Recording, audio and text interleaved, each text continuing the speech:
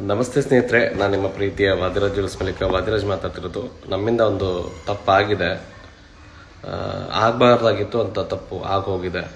ದಯವಿಟ್ಟು ಕ್ಷಮಿಸಿ. ತಪ್ಪನ್ನು ಎಲ್ಲರೂ ತಪ್ಪು ಮಾಡ್ತಾರೆ ಲೈಫಲ್ಲಿ, ಬಟ್ ಅದನ್ನ ತಪ್ಪು ನಮ್ಮದು ಆಗಿದೆ, ನಾವಿಲ್ಲ ಅಂತ ಹೇಳ್ತಾ ಇಲ್ಲ.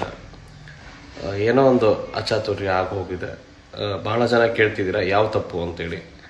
ನೀವೆಲ್ಲ ಅನ್ಕೊತಿರ್ಬೋದು ಯಾವ್ಯಾವ ಏನು ತಪ್ಪಾಗಿದೆ ಅಣ್ಣ ಅಂತೇಳಿ.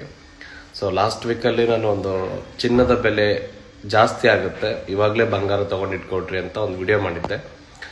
ಸೊ ಅದೊಂದು ದೊಡ್ಡ ಮಿಸ್ಟೇಕ್ ಅದು. ಯಾಕೆಂದರೆ ಇವತ್ತು ನಿಜವಾಗ್ಲೂ ಚಿನ್ನದ ಬೆಲೆ ಜಾಸ್ತಿ ಆಗಿದೆ. ಅದಕ್ಕೆ ಭಾಳ ಜನ ಹೇಳಿದ್ದೆ, ಚಿನ್ನದ ಬೆಲೆ ಜಾಸ್ತಿ ಆಗಿದೆ ತೊಗೊಂಡು ಇಟ್ಕೊಡ್ರಿ, ಮತ್ತು ಜಾಸ್ತಿ ಆಗುತ್ತೆ ಅಂತಲೂ ಹೇಳಿದ್ದೆ.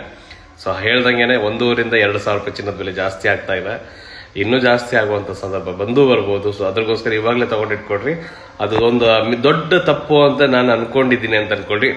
ಸೊ ಜನಕ್ಕೆ ಯೂಸ್ ಆಗುವಂಥ ತಪ್ಪುಗಳನ್ನು ಮತ್ತೆ ನಾನು ಮಾಡ್ತಾನೆ ಇರ್ತೀನಿ. ಯಾಕಂದರೆ ನಾನು ಒಂದು ತಪ್ಪನ್ನು ಹೇಳಿದಕ್ಕೋಸ್ಕರ ಇವತ್ತು ತಿರ್ಗಾ ಚಿನ್ನದ ರೇಟ್ ಜಾಸ್ತಿ ಆಗಿದೆ.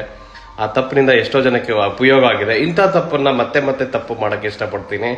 ಸೊ ಈ ತಪ್ಪು ನಿಮ್ಗೆ ಇಷ್ಟ ಆಗಿದ್ರೆ ಫಾಲೋ ಮಾಡಿ, ಶೇರ್ ಮಾಡಿ, ಕಾಮೆಂಟ್ ಮಾಡಿ. ಧನ್ಯವಾದಗಳು.